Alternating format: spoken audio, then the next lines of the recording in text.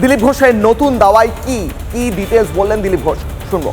এই মুহূর্তে যে রাস্তাটা দিয়ে হেঁটে যাচ্ছি, এই রাস্তাটা দিলীপ ঘোষের যে এমপি ফান্ড, সেই এমপি ল্যাড থেকে করা।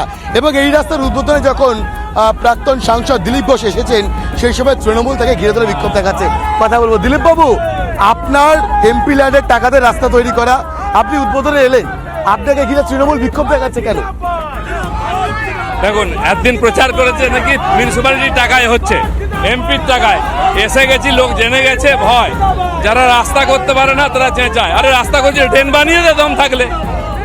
কিছু করতে পারবে না, চেঁচাবে। এভাবে জয় Bangla slogan, go back slogan, এভাবে থামানো যায় বিজেপিকে? এটা চিরদিন করে ওরা, আমার পাবলিসিটি বাড়াচ্ছে আর কি। কিছু ভাড়াটে লোক আছে, তাই দিয়ে চেঁচামেচি করে। অদ্ভুত দাবি করছেন ওনারা বলছেন এমপি ল্যাডের টাকা রাস্তা আপনি তৈরি করলেন, উদ্বোধন করবে পৌরসভার চেয়ারপারসন।